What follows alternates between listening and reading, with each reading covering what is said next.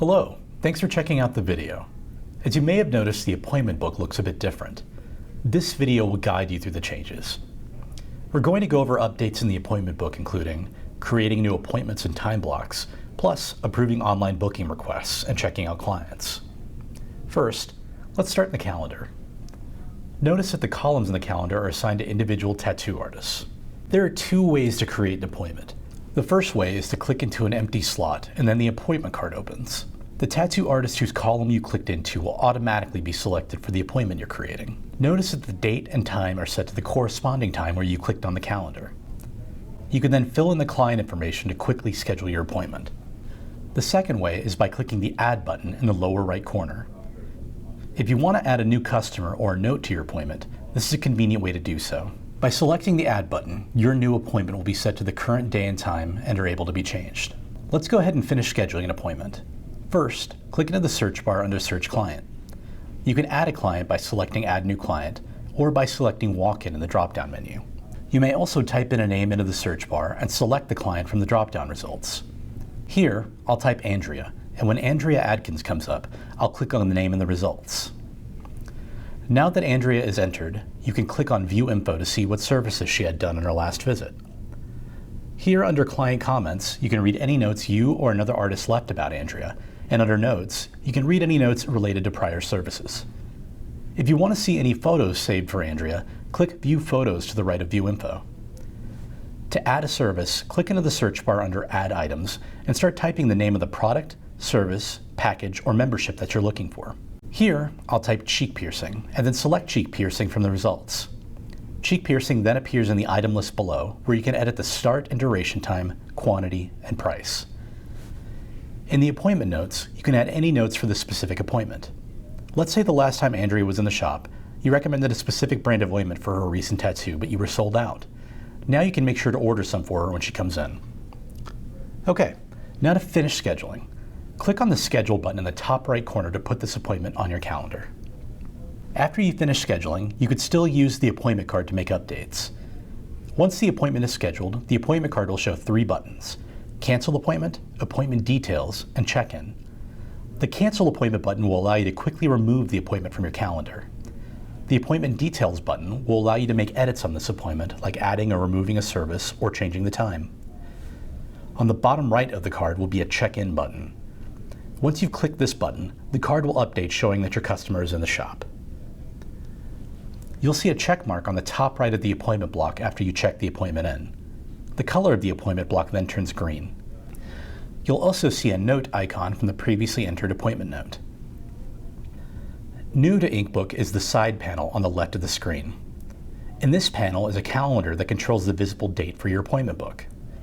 Directly underneath is a date tool that will let you select a future date in 1 week increments from 1 to 8 weeks from the selected date.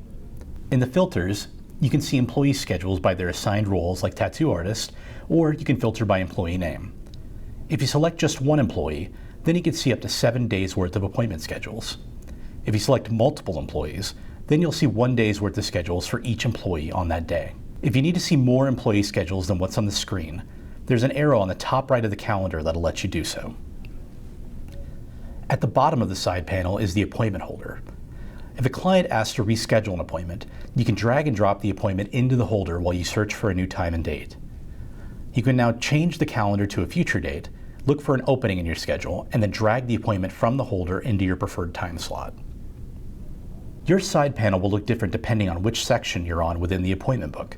For instance, the holder will only be present in the calendar section. To close the side panel, click the circle with the arrow on the top right of the side panel, and to reopen, click the tab with the arrow. Let's look at the other three sections of the appointment book by starting with the appointment list. The appointment list is an alternative view to the calendar where you can see the day's appointments laid out in list form. The side panel will now have two calendars to select a start date and an end date. This gives you a way to narrow the list you see down to a specific time range. This allows you to more easily see your upcoming appointments and confirm if they are open or closed. Note your filter options are different here as well. You could click on an appointment row and see the appointment card in order to check the appointment in, edit the appointment details, or cancel the appointment. Next is the time block section. Time blocks are uninterrupted periods of time on your calendar that are for you to schedule breaks. Here, you'll see a list of time blocks you've already scheduled. Let's say you want to schedule your lunch at a specific time, or you have to run an errand during the workday. If you'd like to make time to do these on your schedule, go back to the calendar section first. Click into a time slot in the calendar and change the entry from appointment to time block. In the fields underneath, you can change the date, time, artist, and a description indicating what the break is for. Once you're ready to finish, click Schedule on the bottom right of the card. Next to the time block section on the top right is Online Requests. Here, you'll see a list of requested appointments from online customers and details about their appointment requests. This section defaults to today. If you have a notification indicating you have online appointments, but don't see them initially, expand your date range to see those pending requests. There are two ways to accept or reject a requested appointment.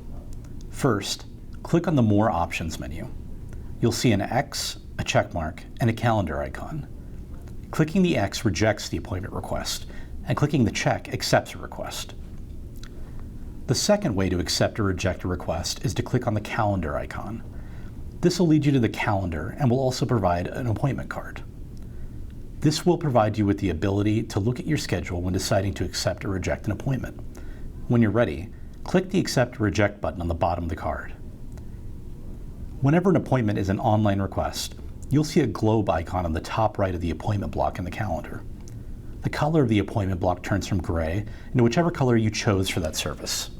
There are two ways to check out. The first way is to click on your appointment to open the appointment card.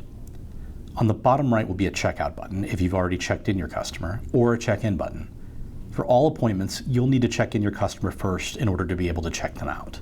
When you're ready to collect payment and close out your appointment, click on the checkout button. This will lead you to the checkout screen where you'll see your client's information and a summary showing the services and products to be paid for. The second way is to click on Checkout in the global navigation bar.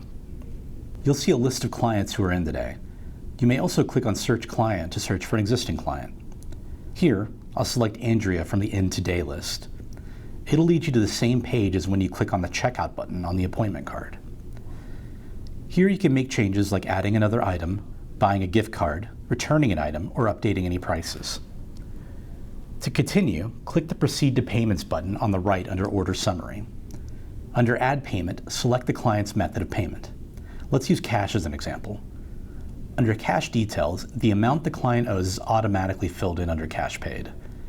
To add a cash tip, type in the amount given to you by the client, and then check the Apply Remainder to Tip checkbox on the left. Click the Add Payment button to apply the amount.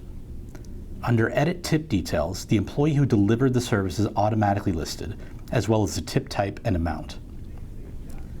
The amount of the tip will automatically be calculated under Tip Amount. You can add other employees by clicking the Add Tip button underneath the employee name. To change tip type from withheld to direct, click the drop-down field under Type and select.